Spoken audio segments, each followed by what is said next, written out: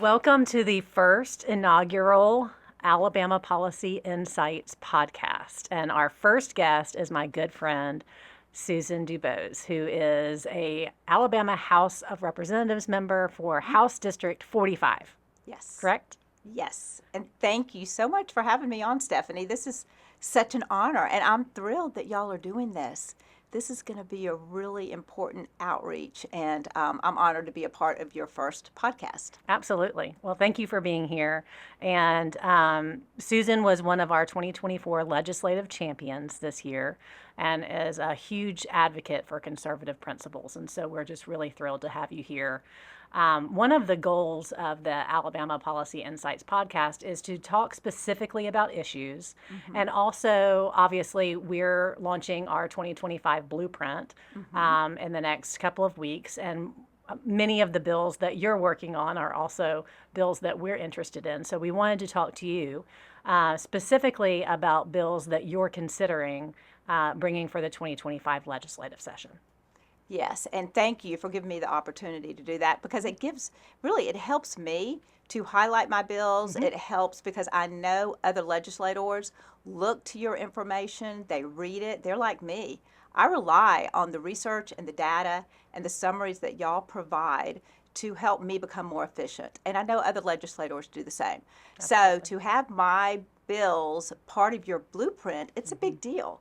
And we worked together on that last year. I think I had a couple of bills on there last year. Absolutely. And so to have them on there this year, it's huge. And API is extremely important in the whole realm of how we all work together. I mean, between grassroots, think tanks, and legislators, you know, it's a process. It takes all of us together to move this important legislation in our state. It really does. I appreciate you saying that. One of the questions I was going to ask you was, you're starting the third year of being an elected official and being in the House. What was your biggest surprise going down and being a representative? Was it the fact that there wasn't a lot of information or resources available to you, or was it something different? I'll tell you, there was a lot of things that were a surprise because you have no idea what you're getting into until you get there. And even though I had worked closely in Republican politics and conservative issues for a number of years, really involved with Republican women and followed legislation closely, you really don't know what it's like until you're there. Right. So as a legislator, you really don't have a staff. People say, get me in touch with your people so we can work together. I'm like, well, I am my people. Right. It's just me. We really don't have a staff. And it's really so fast-paced when you're down there. You don't have time to do the research and the analysis that you would like to do. Right. And I prepare as much as I can in advance. I spend my summers, reviewing legislation, looking at model legislation nationwide, going to conferences, studying issues. But you still just can't do it all fast enough. And I rely on y'all so much for all of that information. So that was surprising, the fact that you really don't have any help. Right. But I will say, in an encouraging word, one of the things that was surprising to me is how much I really do like the people there. Right. I think we have good people as a rule that are elected officials. We have good people that are staff. We're all trying to do what's best for the people of the state of Alabama. And look, this is supposed to be a part-time job. Right. So we have legislators that have families. They have full-time jobs, and they're trying to balance all of this. And I'm a little bit advantaged because I'm in a position where I don't work full-time anymore. And my children are grown. Right. And that's one of the reasons I ran, because I was in a position to be able to contribute. I work full-time in this job. Absolutely. Because I love it and because I believe that's what it takes. But I'm lucky that I'm able to do that. And not everybody can do that. And that's just, that's just the reality of the situation. And when you're in the legislature, you're supposed to be home a lot of the time too. Right. Especially in your district. In our district. And as a representative in the House, I'm the closest to the people. So I need to be home listening to my constituents. And I answer my phone and I give out my cell phone, and people are shocked. They almost can't even get a sentence out sometimes because I actually answer, and they're like, oh, Oh, I didn't think you would answer. yeah, Oh, they really goodness. don't expect that. Yeah. But I want to be accessible to the people, and that's important to me. Well, and you're super organized. Usually when you come into the office, you have your list of questions and your binder and your tabs, and you're one of the folks that really cares about the issues and reads through issues and reads the bills. But it's really difficult to do, that's one of the things. And I don't think everybody knows this, but that's one of the things that we added last year at API, which is that we hired bill readers. We actually read every single piece of legislation and did an analysis of every single piece of legislation that was introduced. Because it's one thing for, as an organization or a representative or legislator, to come with your own ideas. That's hard enough. But then to react to other people's ideas in a responsible manner then becomes a really difficult process, because you don't always know exactly where they're coming from or where the responsible place to vote is, unless you have that information That's right. put And forward. look, no legislator can be an expert in every field. Right. We're just not. We're normal people. Right. We're moms and dads, and I'm a former banker, and I've volunteered in the community. I'm not an expert in everything. So I rely on people like y'all to help us, tread through all of that and sort through it and understand it. And it's really important. And we have lobbyists down there feeding us information. Absolutely. You're walking down the hallway and people are handing you this, say vote this, do that. And that's one of the things I love about it, honestly, because it's fast paced. Right. And every day's different, but it makes it challenging. That's right. So tell me about which committees you're on and your experience in the committee system. Yes. So I am on education policy, which I love. I was very fortunate. I asked to be on that committee because I felt like that was one of the most important issues facing our state. I had been for school choice all along, and I knew I wanted to be an advocate for that. I knew that was an upcoming important issue. So I was really honored to be a part of that process as Alabama voted that in last year. We were a leader in the nation. API was a huge partner in that. We were only the 11th state in the nation to pass universal school choice. I know, it's incredible. And y'all were such an important partner with that. Thank you. It will transform education in our state. It will help students throughout our state. I think our education system is going to look totally different in 5 to 10 years. Yeah, I totally agree. And it's one of those things, it's a chicken or the egg thing. Education is changing. And so we need to adapt to those changes, but also get ahead of it. And that was the fun thing about working on school choice with you and others, which is just seeing the opportunities that develop. Yes. Different opportunities for different types of school that fit children differently. And you're a mom, I'm a mom, and even our own children to learn differently. Yes. And yes. have different needs Right. at different times in their lives. And so giving parents the ability to choose what's best for their child every year was what was so Yes. inspiring and to me. education And I know now you as is going well. to be tailored for the way every student learns. Right. Right. So I'm working on a bill now, if you want me to Yeah, get absolutely. into Go that, ahead. regarding career tech. Yes. So this is important for our state. We know that we need students when they graduate to have a pathway either to career or to college. And college is not for every student, I nor agree. does it need to be. We're finding how important it is to have the skilled labor, to have technical jobs, and you can earn just as much in some of these fields, if not more, than you can in a field that you get from a college degree. So my bill is to allow homeschooled students to go to the public school career tech programs for Right. part of a day. And, I've talked to people that thought that was already the case, and it's not. Some districts allow it, but most districts do not. And so I want districts to be required to allow homeschooled students if they have room, of Right. course. It's too important, and you can't replicate some of that stuff at home as a homeschooled student. Right. So, Well, and the districts would be able to make their own parameters about how that Absolutely. works. And so that's there's still important. a local control. there's still local It's just control. The it's just guidelines will be each implemented. district would need to allow that That's right. structure to occur. That's right. Okay. And yes, we want decisions to be made as close to the people as possible. Some of these schools are going to be a little reluctant to change, Right. and that's normal. I understand that.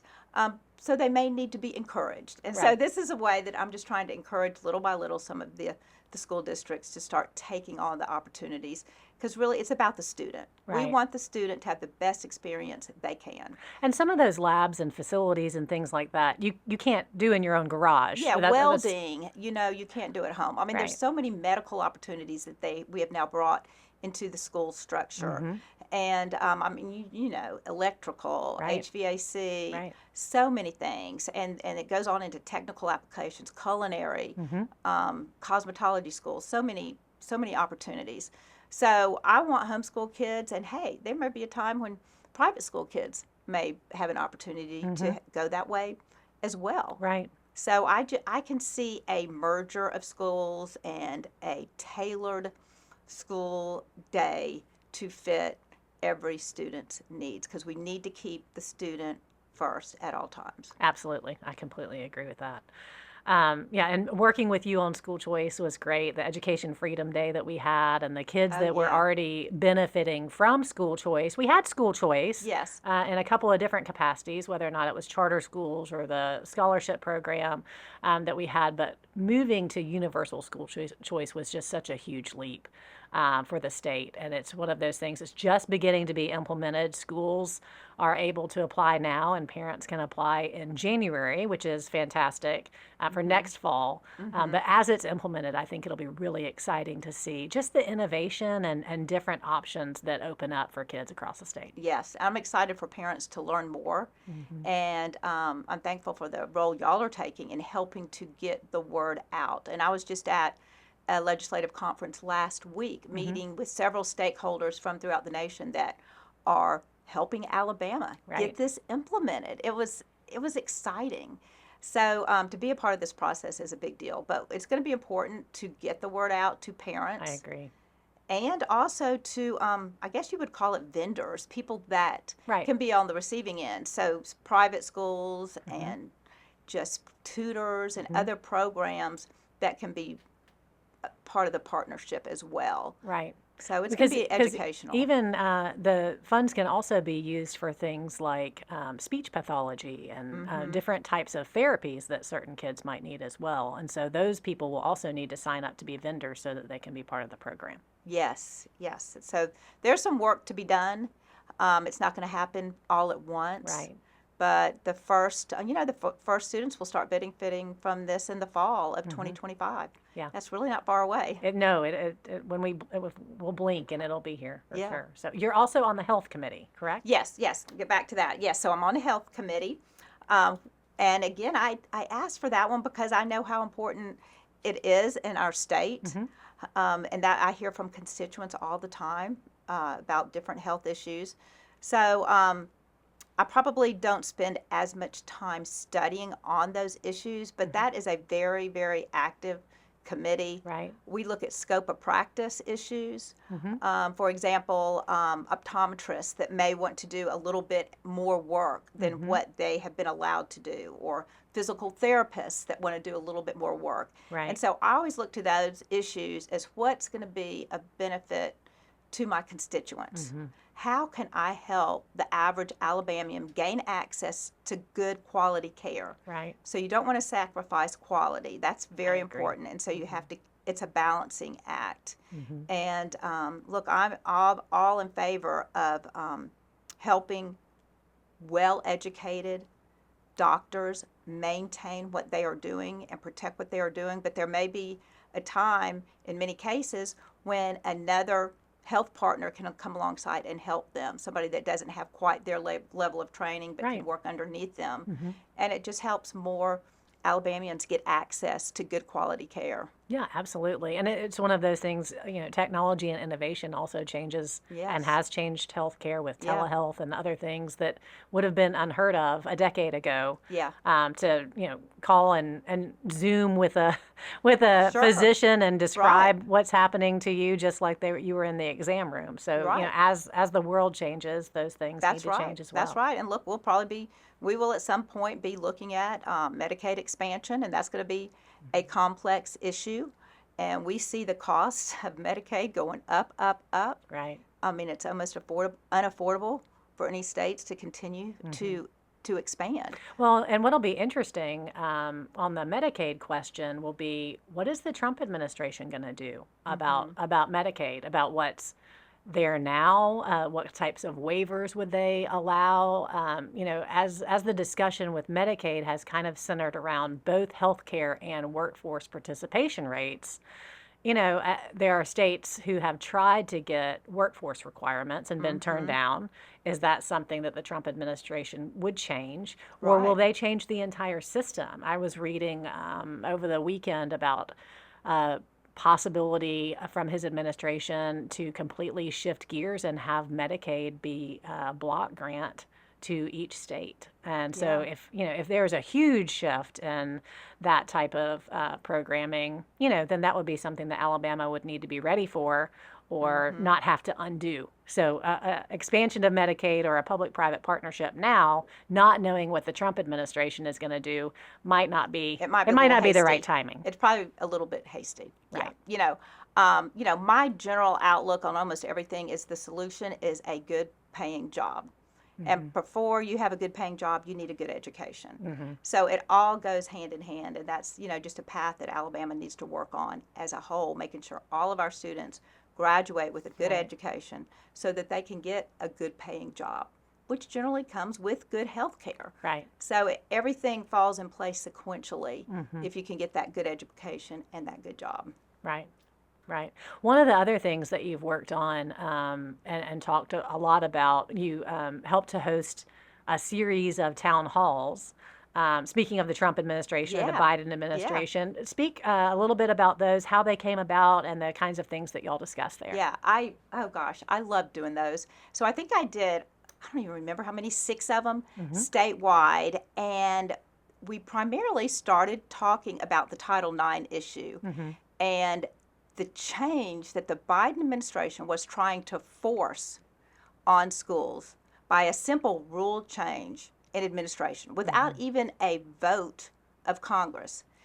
They were going to change the definition of sex, which would have had so many effects on all of us. They wanted to change sex to include gender orientation and gender identity. So changing Title IX to have that effect would have changed, women's sports, women in bathroom. There were so many implications with that change. And so we did with Moms for Liberty. Eagle Foreman was a partner at times. We had different partners throughout the state, local Alabama. There was always somebody there from the Attorney General's office, usually Steve Marshall, who's fabulous, a big fan of Steve Marshall. And the fact that he took that much time to travel statewide on this issue was really, really important. So it was fun to be a partner with him. It was fun to be a partner statewide. We had Lieutenant Governor Will Ainsworth come in and speak. We had Barry Moore down in Baldwin County. So really it was informing the community on this issue and what the effect could have been. Thank goodness Steve Marshall was able to win an injunction and a stay, and we were one of 26 states that did not have to implement that law. So our kids were saved in the state of Alabama. Imagine this, though. In 24 states, that law went into effect. And that's what's so scary. That's just what is just unbelievable to me. But gosh, with Trump in office now, we can all say what we know to be true. There is a difference between men and women. God made us different. We have common sense. We know that to be the truth. Alabamians have polled this, and it polls so high in Democrats, Republicans, all races. Absolutely. We know the truth here. Right. And so it's glad to know that now the nation as a whole has caught on to what Alabama has known for a very long time. That's right. Well, the interesting thing, specifically on that issue, but just in general, the idea that the regulatory state could change something for every state. Yes. And I mean, that is literally what the deep state is, It's a huge bureaucratic overreach. It's just unbelievable. And that was happening. I mean, that's just one example. But there's examples all over of this bureaucratic overreach that's forcing states to change what they do. It's overriding our state laws. Absolutely. It's insulting. Well, and the federal funding and the ties and the tentacles with federal funding is Yes. really what is the driver of those That's right. rule changes. That's right. So if schools were just to not enact those policies, they could risk potentially losing federal funding. Right. And that's honestly become the problem with federal funding all around. Every time you Absolutely. take money from the federal government, it has strings attached. Absolutely. And we have to do what they say, or they will say they'll pull it. And there's times when I have said, look, take it. You know what? And better yet, say no up front. Then you never have to fight. You never have to fight them. They don't have control over you Right. if you don't take their money. Yeah. And there's a lot of areas in education where we could probably say no. There's probably a lot of areas in almost every department within our state where we Absolutely. could say no to some of this federal funding. Yeah, and also one of the things that API is going to work on moving forward is giving information even to staffers and people on in the executive branch to make sure that they know and understand that certain things are law and then certain things are guidance. Yes. And that guidance doesn't have the force of law. And so there are certain, tentacles with some of this federal funding that comes with, quote, federal guidance, but the policy decision is actually with the state. And Yeah. sometimes that's being used as an excuse by our own bureaucrats in the state. And then sometimes I genuinely think that they want to be in compliance, and so they're just deferring to the federal government rules when it's not necessarily necessary to do so. Yeah, and that kind of information is so helpful because they may not know what they have to do and when they have options. Right. So that, yeah, and going forward, I think with Trump in office, all of that is going to be, it's so exciting.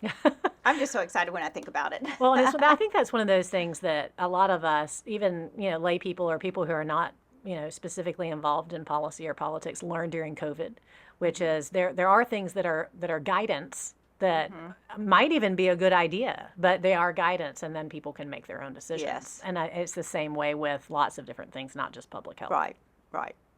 So, one other thing that you have spoken about is election integrity, and we have a good election system in the state of Alabama in comparison to some other states, and we've addressed. Y'all voted on an absentee ballot bill last year, but talk to me about just kind of where you think that is and the concerns that you've heard from your district. Yes. So I had heard a lot of concerns from my district, and this was especially true when we were hearing about a lot of immigrants being relocated into our states, Right. being flown in, being dropped off, and this was happening. It's Absolutely. not just rumor, it is fact. And before the election, we were very concerned. What can we do within the state of Alabama to protect our citizens? Right. We didn't know if Trump was going to win. We didn't know that we were going to have any federal help. Thank goodness now we do. But what that brought to light is, as we investigated deeper, is that even as good as our system is, we need to make sure that we have closed up all the loopholes. And one thing I was looking at in particular was regarding citizens-only voting. Okay. So that is a law in Alabama. Only citizens can vote. There's a check mark. You have to check, are you a citizen? Right. Right? But are we really backing that up with adequate documentation? And Because anyone could just check the box. right, of course you could just check the box. And so, and then we have all these cross data checks, but how accurate is that? When you go to the driver's license office, are they asking to see your birth certificate, passport, or these actual documents, or are they just tying it into other data fields? Right. So we know that there were some loopholes. There were some that got through that probably shouldn't have been. And I want to tighten that up. And other legislators are looking at that as well. I've talked to the Secretary of State's office, and they know how important that is. Wes Allen has been a real champion Absolutely. of that, and he's going to fight that. It's just a matter of getting the right legislation, proper language that we think can stand up in courts, and but that's something that's important to the people of Alabama. And when you hear it over and over again from your constituency, that's my job. That's what I'm doing. Absolutely. And It's look, called representative for a reason. yes, yes, exactly right. So I think that job is going to become a little bit easier than it was when we were looking at it a few months ago. Well, and things have settled down Yeah. election-wise. I do think that there are still folks who are here who were flown in Yes. from Oh, that yeah. process Yeah. that are employed in different areas around the state. Because those are usually 3, 6, 9, and 11 and 12-month programs. So I'm sure that there are still people Sure. here. But I do think that the heightened attention to that probably de-accelerated Yeah. it. And look, and if people notice, there was a sign when you walked into your office, when you walked into your precinct to vote, that Wes Allen sent out, and he intentionally didn't publicize this, Right. but big sign: citizens only may vote. I mean, by penalty of law. Interesting. So I didn't even notice that one. I know, I know. So I worked our Shelby County precinct where I Okay. vote. I worked in that precinct this time, and I've done it before, and I love it. It is a long, tiring, hard day. But I did it this time also because I wanted to just kind of see exactly what we're doing. Right. And And understand the process from the inside understand the out. process, see if there's any weaknesses that I think that we can tighten up on. And Right. Shelby County does a great job. Judge Allison Boyd, who is our probate judge, probably sets the standard for the state. And I was surprised to find out that as tight as Shelby County is, not every county is that tight. Right. I mean, we have deputies at every poll. We have deputies take our votes, to the county seat to be voted. Right. Nobody leaves that room until everything is balanced and cross-checked, and then we give everything signed, sealed to that deputy. Right. Some counties just, Well, and that's the kind of confidence that we need. and that's what we need, and that's Right. what people want. And I want to work with other judge of probates. I want to get them together and make sure that every county is doing it just as tight as I see them doing it in Shelby County. That you're not just handing that, those pieces of paper or that zip drive with all the votes on it. Just unsecured. Yeah, unsecured to somebody that's driving by themselves that may go off in a ditch somewhere. Right. I mean, just right. It could even be an accident or an accidental Sure. problem. Sure. Doesn't yeah. even have to be intentional. That's right. That's right. So, as good as our system is, I think that you have to continually. It'll be a job that's never done. We need to continually review Right. our voting process. Right. So the other committee that you're on is fiscal responsibility. Yes. Tell us what that committee does. Okay, so that committee hardly meets. That's one that you would think would meet all the time. Doesn't that sound important? It does. It's really important. It is important. It doesn't get assigned anything. Uh-huh. I don't know why. We met a couple of times at the end of the year. We have a great chairman. We have good people on there. Yeah. It just never gets assigned anything. And a couple times at the end of the year, I think just because the workload was so heavy with other committees that we Right. took some overflow Right. issues. Right. But I was excited to be assigned to that committee. But It sounds like something that you'd be made for, coming from Yeah. banking and being yeah, a I would love for fiscal us to do conservative. review of more fiscal policy. I can think of a lot of things to put in that committee. right. But hey, we've got it, so maybe we'll start making it more active going forward. No, that's a good aspirational thing to do. Yeah. I'm also on the Jefferson County and Shelby County Right. delegation, Right. so I represent two large counties. Absolutely. And so that's nice. In Shelby County, we're all Republicans. We work really well together. We work really well with our county commissions and our local government. So that's it's a real benefit to the people of Shelby County. It's unified. Because of that. We're unified and we all work well together. Jefferson County is a diverse group. But look, I have to give it to our county commission. We had a meeting with everybody just last week, and they're keeping us informed. We had frank and honest conversations, and it's great to be a part of that as well. Absolutely. So Absolutely. it's part of the process, just making sure that everybody's worked together, informed, and we rely on our local governments and our county commissions to keep us informed and abreast, and what can we help them with at Right. the state level. Right. Well, and a lot of people don't understand that we don't have home rule And so, and the terminology there means that, our local governments are kind of hampered with what they can and can't do constitutionally. And so there are a lot of votes in the Alabama legislature that actually have local implications. Yes. If you were just doing how a bill becomes a law,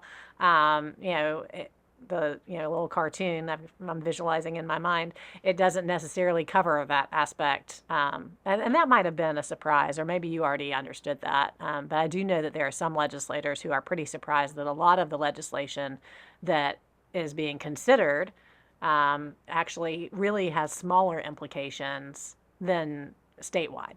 That's right. And and I never really understood that either till I got down there. Yeah. And because we vote on things that the counties couldn't get done Right. if it didn't come before us. And for all that to be voted on as a state seems a little bit bizarre. Right. But It's our system. yeah, that's our system, and it works. It works.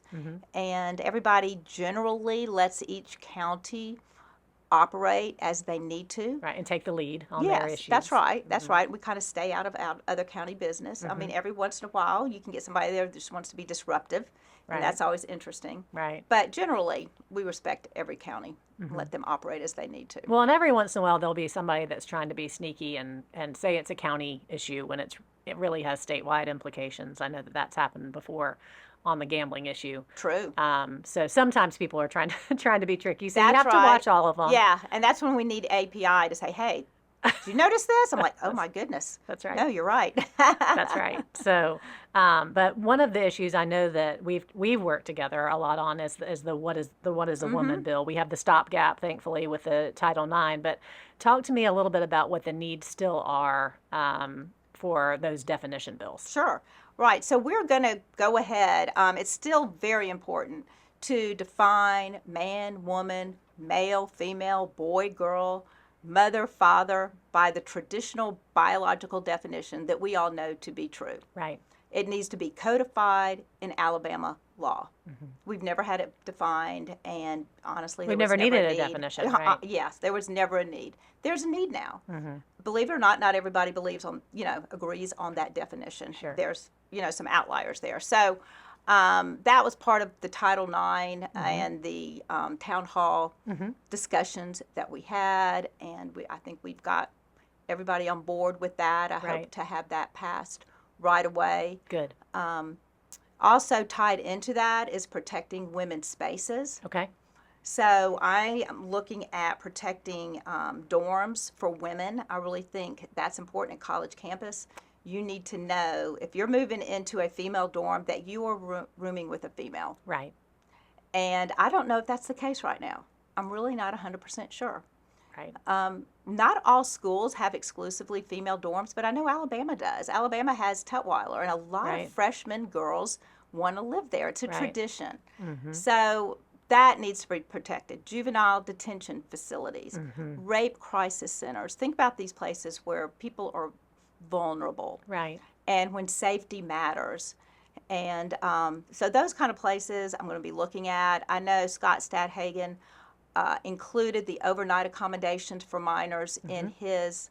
He just dropped the drag queen bill, Yes. and he had told me he was going to put that in that bill because Right. that was they had an issue specific to his area at the space camp. That's right. And so that's good. I hope he gets that. Hope he gets that through.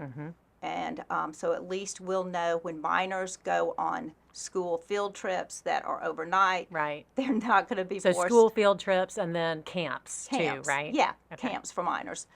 So we have Space Camp, Dolphin Island Research Lab, the Battleship all have overnight camps for minors. Okay. And believe it or not, in other states there have been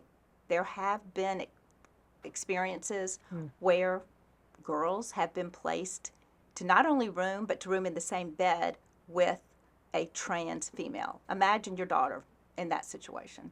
Well, That and just shouldn't putting happen. and just putting children in a situation they're not equipped to handle Yes. Yeah. is really kind of, I mean, Yeah. truthfully Yeah. unfair. That girl ended up sleeping on the floor for a week because she was too embarrassed to say anything and she didn't know how to handle that situation. Right. That's not fair. That shouldn't happen to Well, and anybody. parents should have a certain expectation Yeah. that that their children are being protected and well Yes. taken care of Yes. when they're in those situations Yeah. as well, and not have any surprises.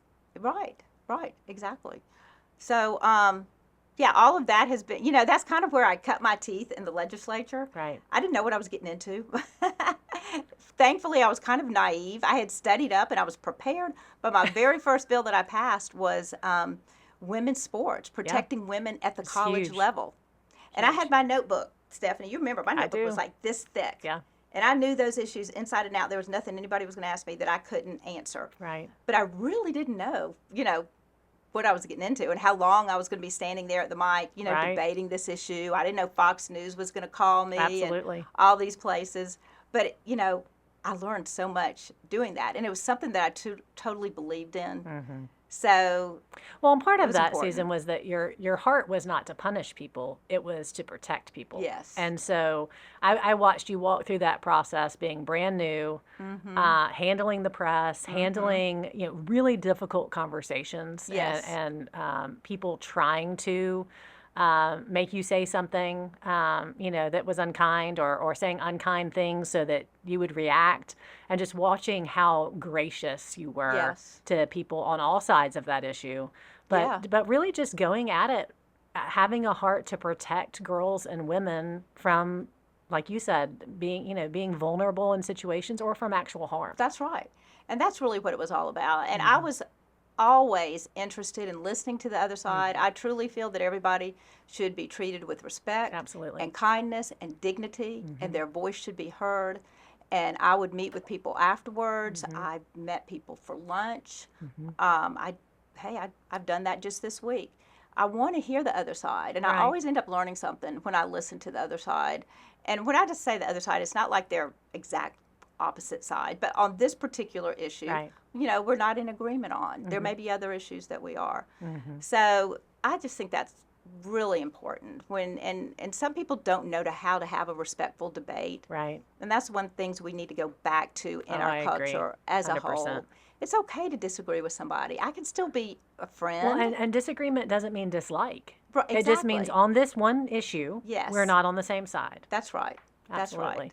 So I've learned a lot about that. I've learned, I've had to dig deep and not be afraid and just be brave and stand up for what I believe in, but in a way that's just not disrespectful to Right. others. So Speak I hope- truth, yes. but not in a Truth, harsh way. truth and kindness and love. So that's kind of been my motto and what I've tried to do, and I hope I've succeeded in that area and been an example to others that we need everybody to stand up and speak in truth and be brave and Absolutely. step forth in kindness and love. One of the other issues that you've done that as well in is the library issue. Yes. And you've been involved both on the state level and the local level in protecting kids from issues that they might not be ready to see in a book or in their local library. Can you Right. speak a little bit about Sure. your experience there? Yeah, that was another one of these issues that I didn't see coming. Right. I lived here in North Shelby County, raised my family here, gone to the North Shelby County Library. I guess we've been here 36 years now, my entire married life. Right.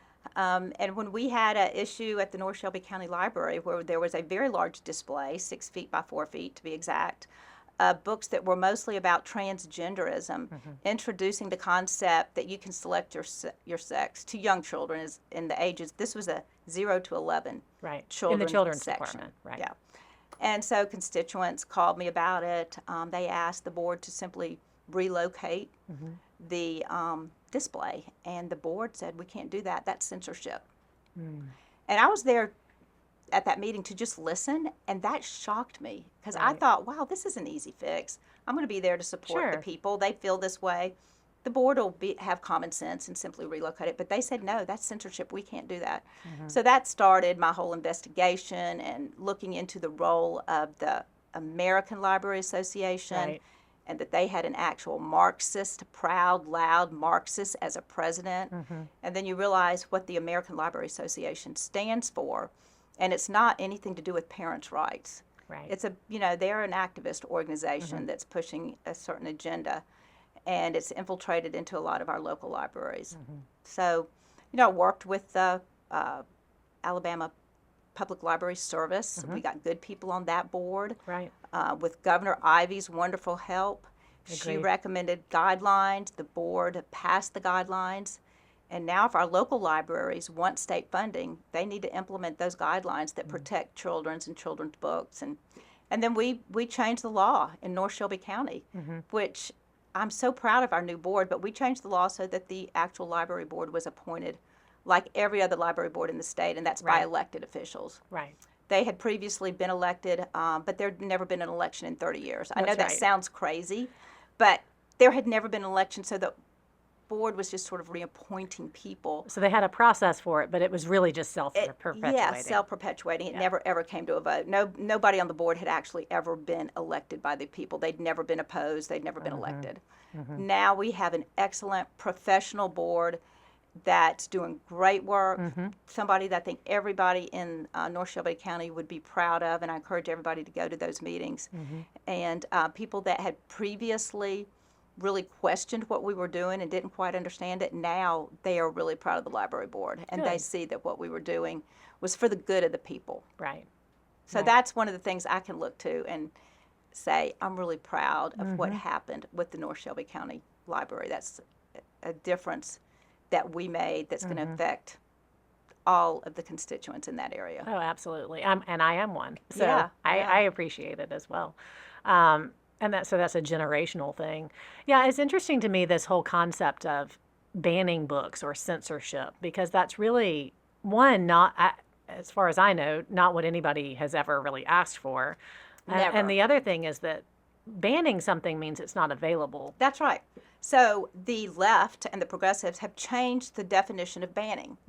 So now banning means simply relocating a book. If you move a book from one shelf to another, they consider that banning, which is preposterous. None of these books are banned. Right. And when you are using taxpayers' dollars, limited taxpayer dollars, you have to make a choice about what books are going to be in the library. Right. That doesn't mean you're banning books that you don't select. Right. It just means that we have limited tax dollars, and we have to use the ones that we, put the books out there that we think the community wants to see.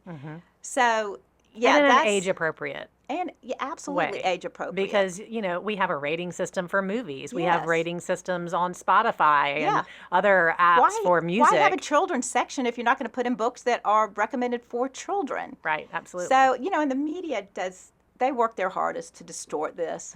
I mean, bless them, but we all see right through what they're doing. I mean, Right. they're talking about, oh, Disney movies are being reclassified.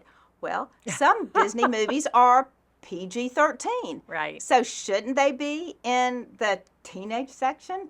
And then there's a misnomer of some teenage sections are called young adult section. Right. Which really, that's probably not the best terminology. They're teenagers. It's 13 to 18. Well, Right. so the media says this, oh, they're relocating a Disney movie to the young adult section. Well, it's 13 plus, and they're moving Right. it actually to the teenage section because that's Which is where it belongs. it's where it belongs. The Right. movies have it rated for 13 plus, so they're Right. doing their job.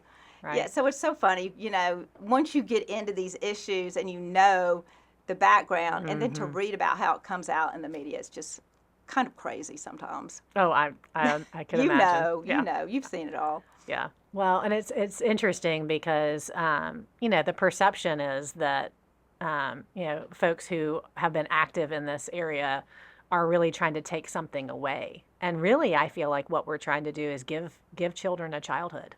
Yes. We're not taking anything away. Right. We're trying to preserve innocence. Yeah, let kids be kids. Let them pull books off the shelves that are at their eye level and in their department. And in their That- in their that- age appropriate Yes. reading level, much Yes. less, Right. the other things that are being foisted upon them. Right, and you know what? Parents can always go pick out any other books that they want for their kids. It's Right. not like we're not allowing parents to have choice of books.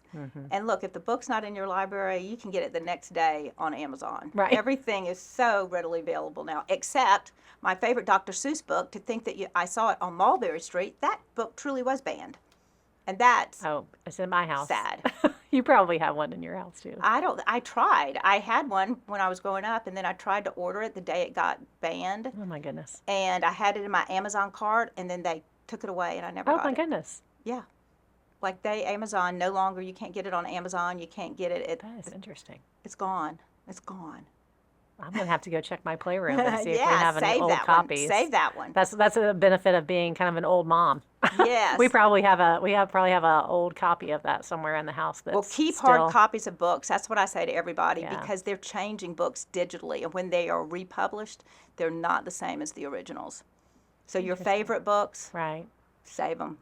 Save them. I'm keeping hard copies of books now. Well, I'm keep them for adding- grandkids. I'm adding more bookshelves to my house at all times. That's smart. That's smart. Well, I just want to say thank you for all you've done. You've accomplished a lot in just 2 years of being in the House, and I think you are truly representing your district. Well, thank you. I love it. I love it. And thank you for your help. I could not do it without API. Y'all are a fabulous partner. I know I can text you or call you or any of your staff at any time. I've got new legislation coming up that I haven't talked about yet, but you know about it, and it's raising the age of majority Yes, let's talk for about that, too. our for medical care. So in the state of Alabama, and parents have run across this, in the state of Alabama at age 14, you can make all of your own medical decisions, Right. medical, mental, Right. dental, and your parents don't have access to your medical records anymore. Right. That's scary. It's really scary. So we're going to fix that, and I'm going to raise it to age 18. And parents need to be involved in the medical decisions of their children, period, Absolutely. of their minor children. That is not. It that shouldn't is be not- controversial. It should not be controversial. They should be able to see their medical files. They should help kids with those tough decisions. Right. So we're going to make that happen in the state of Alabama, and it's been a long time coming. Other states are typically at 18 to 21 on Oh, this wow. issue. We are by far the lowest. Interesting. There may be one or two states that are at 16, but most states, their age of medical decisions and the age of legal decisions are the same. So in Alabama, you're a legal adult at age 19. But I'm looking at making this 18. I think that that's kind of the age at which you go off to school on your Right. own. That's kind of a big transition age. Right. So I'm sure there'll be somebody opposed to it, but you know how that is. There's always somebody opposed to Yeah, it. yeah. Look, I wouldn't do For it if it some were reason. easy. I only take on the hard ones. That's right. You really do. You really do take on the hard issues, but handle them so graciously. Thank you. So we really appreciate that about you. So thank you for being here and being our inaugural guest I love it. Thank you. on This is API awesome. Insights. This is going to be very valuable information. I was telling you earlier, I listen to podcasts all the time. Right. That's where I get my information. That's where I do my learning and listen to it in the car, listen to it when I'm getting ready. So I love this Well, you have a medium. new one for your list. Yes, so absolutely. I love this medium. So thank you for doing this too. absolutely. It's our pleasure. Thanks for being here, Susan. You're welcome.